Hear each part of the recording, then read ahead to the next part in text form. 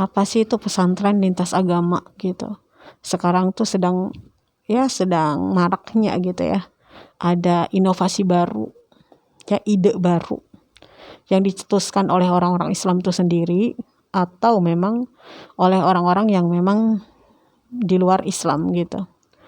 Ingin membuat inovasi baru gitu kan, yaitu membuka pesantren lintas agama. Ketika kita perhatikan, ketika kita pahami, ketika kita renungi, ketika lintas agama atau pondok pesantren lintas agama ini diterapkan, tentunya dari berbagai agama kita ajarkan kepada santri itu sendiri.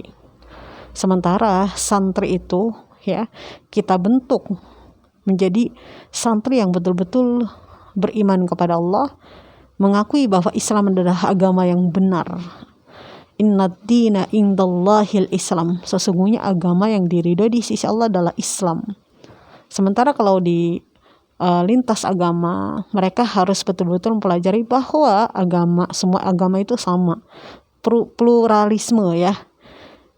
Apa yang terjadi ketika anak santri betul-betul disuguhkan dengan pengetahuan-pengetahuan yang seperti itu, sementara tauhid saja gitu kan betul-betul harus dikuatkan gitu. Karena zaman ini itu kata Nabi, kita menggenggam tauhid kita, menggenggam keimanan kita, menggenggam supaya kita menjadi hamba Allah yang betul-betul bertakwa kepada Allah gitu kan. Itu seperti menggenggam bara api gitu. Saking itu betul-betul butuh perjuangan untuk menggenggam keimanan kita dan ketakwaan kita pada zaman ini. Ini ditambah lagi ada inovasi baru gitu. Pesantren lintas agama. Banyak sisi negatifnya. Sekarang PR kita banyak loh. Generasi-generasi muda Islam kita jauh dari Islam. Mereka rusak moralnya.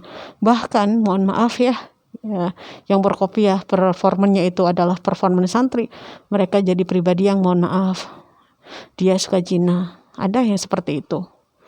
Terbukti kemarin ya ada berita dia padahal dia seorang tokoh agama gitu kan, tapi mereka mencabuli santrinya.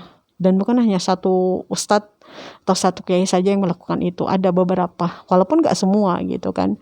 Tapi di sini tentu kita betul-betul mempunyai PR yang besar gitu, khususnya pada orang tua dan orang tua, seorang pendidik atau praktisi-praktisi yang lainnya yang memang bekerja betul-betul untuk menjaga moral anak gitu.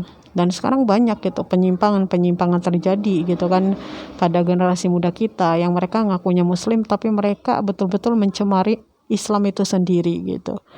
Makanya ya PR kita tuh begitu banyak, besar banget. Ada lagi inovasi baru gitu. Yang menurut saya inovasi ini pesantren lintas agama bukan menambah kuatnya keimanan seorang muslim gitu kan. Bukan gitu.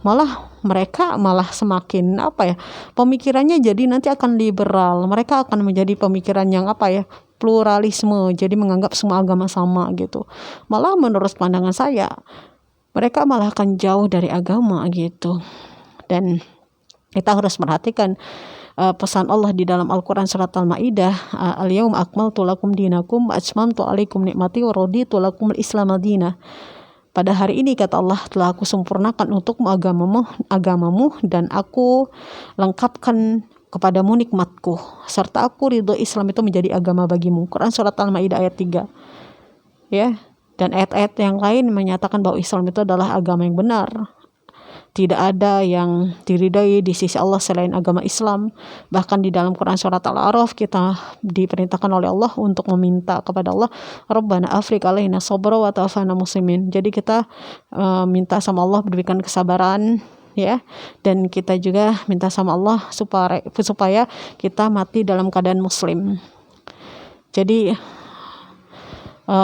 inovasi yang betul-betul menjadi menjadi masalah gitu buat agama kita gitu, Islam. Karena inovasinya yaitu buka pesantren lintas agama. Jadi di dalam pesantren itu diajarkan semua agama. Itu akhirnya kita seorang muslim tidak bisa membedakan mana itu toleransi, mana itu prinsip. Ada prinsip agama yang memang kita tidak boleh toleransi dalam hal itu. Ya, makanya kita harus betul-betul belajar terus agama. Semoga bermanfaat.